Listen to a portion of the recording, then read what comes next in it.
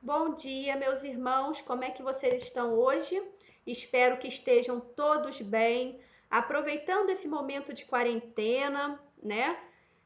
Para refletir. Sabemos que não é um momento fácil que estamos passando, mas é preciso ter fé, é preciso ter coragem, né? Porque como toda tempestade, essa também passa. Então, como estamos de quarentena, vamos aproveitar para estudar, né? Vamos continuar o nosso estudo da obra A Gênese. Para quem não conhece, a obra A Gênese, olha só que linda. Esse lindo aqui é Allan Kardec, para quem não conhece, para quem entrou no grupo há pouco tempo, né? Então, nós estamos estudando o livro A Gênese, né? É, essa semana nós vamos estudar os itens 36 ao item 40. Toda semana a gente estuda 5 itens da doutrina. O livro A Gênese, ele é um livro que aborda muitos aspectos científicos, né? Ele vem falando sobre os milagres, vem explicando sobre fluidos, né? Sobre as transformações que podemos fazer com os fluidos, vem falar sobre as predileções. Então, é um livro muito interessante, porque vem nos dar respostas que com certeza, para perguntas que com certeza já surgiram para cada um de nós, né? Aí a gente lê, a gente fala, ah, então é isso, Kardec era esperto, perguntava cada coisa. Então, nessa semana, como eu já falei, nós vamos estudar os itens 36 ao item 40 do capítulo 1. Ainda estamos no capítulo 1, do título Caráter da Revelação Espírita. Né? Porque Kardec foi muito inteligente, né? Porque ele começou falando do livro. Se ele vai abordar esses aspectos como milagres, como predileções, né? Ele quis fazer uma abordagem apresentando a doutrina, não é isso? Ele veio nos apresentar como que surgiu a doutrina espírita, como que se descobriu o mundo dos espíritos, por que o espiritismo foi necessário vir, né, no momento que veio. E ele faz essa abordagem para a gente ter uma ideia de como tudo ocorreu e como que o espiritismo promoveu transformações não só íntimas, mas consequentemente na sociedade, né? É... Então, gente, no nosso último encontro, nós vimos a chegada do nosso Consolador prometido por Jesus, da nossa querida doutrina espírita, as transformações de conceitos, né, que ocorreram com a chegada do Espiritismo. Falamos sobre temas como pluralidade das existências e até mesmo nós falamos sobre aquelas ideias que a gente tinha, né? Sobre, por exemplo, a questão que a gente achava que a alma nascia junto com o corpo e depois morria e acabou. Pluft, acabou como mágica, né? E com a doutrina espírita, ela vem nos falar que a vida continua, que nós retornaremos através da reencarnação, né? Retornaremos através da reencarnação. E isso é muito bom, porque a descoberta da reencarnação foi assim, com certeza até hoje, para a pessoa que não conhece muito sobre reencarnação, que quando descobre e quando entende como funciona, promove uma certa transformação na gente, não promove? Mudanças de pensamentos, né? É, mudanças de conceitos, até mudança de estilo de vida, porque a gente sabe que a vida continua e que vamos retornar para quitar os nossos débitos, né? Para resolver aquilo que deixamos pendente lá atrás. Modificamos pensamentos de exclusão, de pensamentos preconceituosos, a gente acaba não vendo mais diferenças entre raças, entre povos, né? Entre o rico e o pobre, o chefe, o escravo. A gente aprendeu com a doutrina da reencarnação que existe uma igualdade entre nós, né? O chefe não é melhor do que o escravo, que também não é melhor do que o chefe, que eu não sou melhor do que você que está vendo, você não é melhor do que eu, que somos seres iguais, passando por processos necessários com o que a gente precisa no momento, né? E além do mais, a gente não é esse corpinho que a gente tem, não é isso? O espírito, ele não possui raça definida, ele não possui cor, ele não possui forma, assim como a gente coloca diferenciada de uma pessoa para outra, né? Não existe o espírito branco, o espírito negro, o espírito pardo, o espírito amarelo. O espírito é um só, não é isso? E a reencarnação, ela se funda em leis da natureza, né? Como a lei da fraternidade, a lei de igualdade, não é isso? E também a lei da liberdade, porque com a reencarnação a gente sabe que nós viemos e nós temos o livre-arbítrio para agir de acordo com a forma que a gente achar melhor, né? De acordo com as nossas necessidades, mas que aquilo vai gerar uma consequência. Mas mesmo que as nossas atitudes gerem uma consequência, nós temos a liberdade de escolher, o livre-arbítrio, não é isso?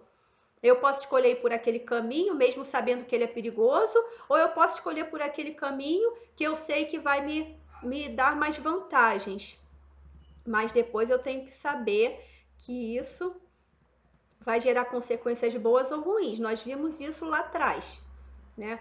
Só a reencarnação também, ela nos responde, gente, que nós aquelas questões, por que uma pessoa às vezes nasce com grandes aptidões, com grandes conhecimentos, já nasce com aquilo, né? Como por exemplo, tocar um instrumento, e outras levam anos, têm ânsia de aprender, mas levam anos para aprender a tocar uma nota, tem grandes dificuldades, né? Por que será que hoje em dia o número de crianças, né, que estão nascendo com habilidades, com facilidades intelectuais em determinada área, a gente vê muito, não vê? Crianças que parecem que elas já nascem sabendo falar uma outra língua, elas já nascem, sentou na frente de um piano. No outro dia eu estava vendo um garotinho que devia ter uns 5 anos, ele tocava piano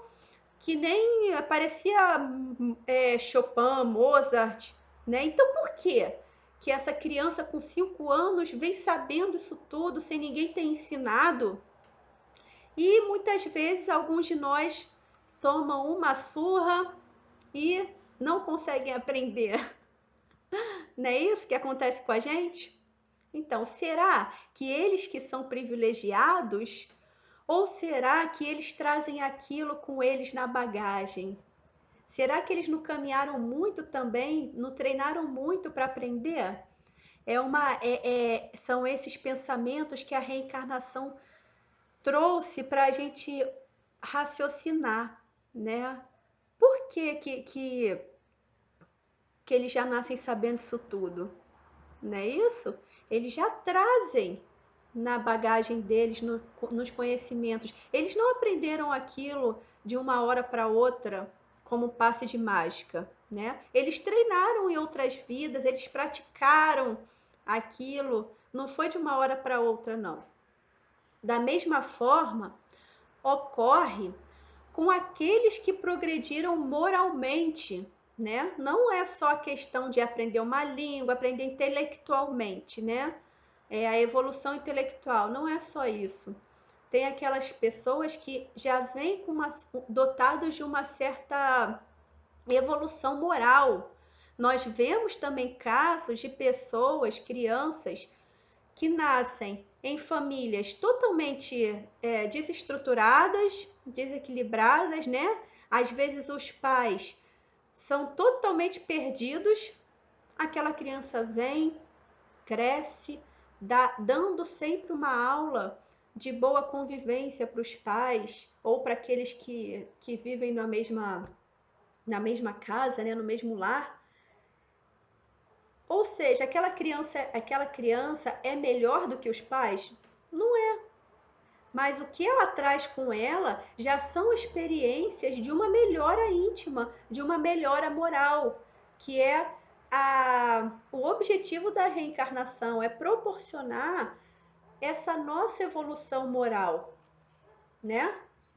É a gente aprender essa arte do bem viver, essa arte de saber viver, não é isso?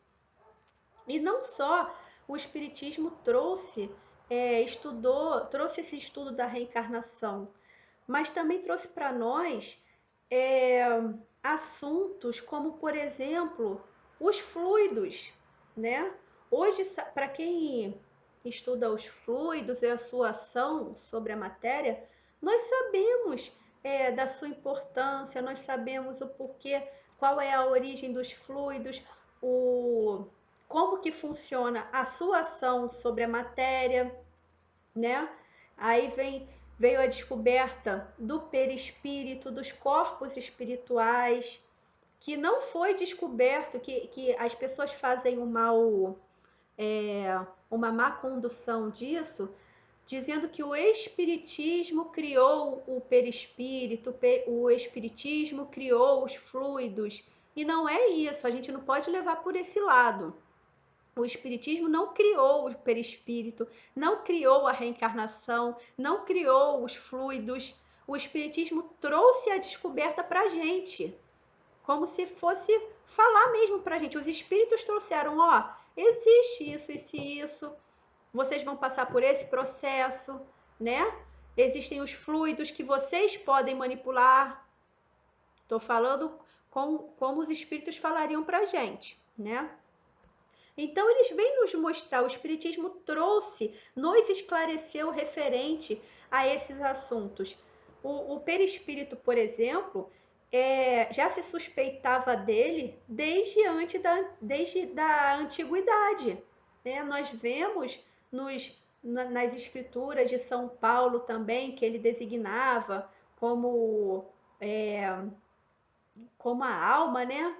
O corpo da alma, alguma coisa assim que São Paulo ele exemplificava para a gente, tá até aqui no livro A Gênese, só que agora eu acho que eu não vou achar para falar para vocês, né? Então, nós vemos que desde a antiguidade existe este conceito de perispírito, esse conceito não, essa suspeita da existência de um corpo espiritual, né?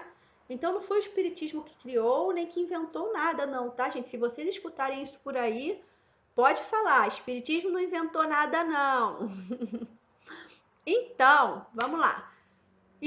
Perispírito.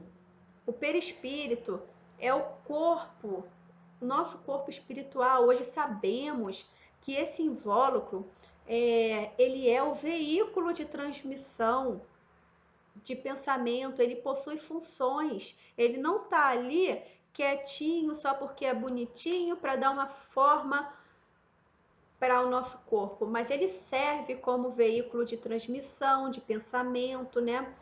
E durante o tempo que nós estamos reencarnados, ele trabalha promovendo esse laço, essa ligação entre o corpo material e o corpo espiritual. O perispírito ele possui papel importantíssimo no organismo, não só em questão fisiológica, mas também em questão psicológica também, né? Então, nós vamos ler sobre o perispírito ao longo do nosso estudo, né? Vamos entender mais sobre ele, até porque o estudo do perispírito, ele abriu e abre ainda novos horizontes para a gente de estudo, de pesquisa. Ele responde questionamentos nossos, né? Que até então estavam sem respostas. Por exemplo, os fenômenos como os milagres, né? Ou sortilégios, como a gente conhecia, hoje nós já sabemos que quando a gente estuda a transmissão do pensamento, as curas instantâneas, os efeitos, né, físicos, nós já sabemos que o papel do perispírito nisso tudo, né? Que é tudo não passa de uma lei natural com a participação do perispírito. Então, se a gente souber conduzir esses fenômenos, né? Se a gente souber reproduzir em determinadas condições, se a gente estudar, pesquisar de uma forma responsável e coerente, a gente sabe que nós podemos e estamos fazendo isso todo dia praticamente, modificando fluidos, né? Modificando até vibrações, não é isso?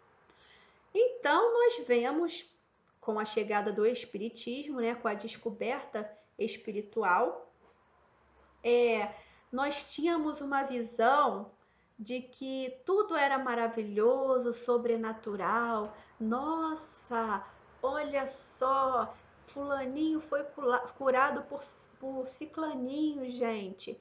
Hoje nós já vemos que não é bem assim, não é um negócio sobrenatural de nossa, ela fez uma cura milagrosa.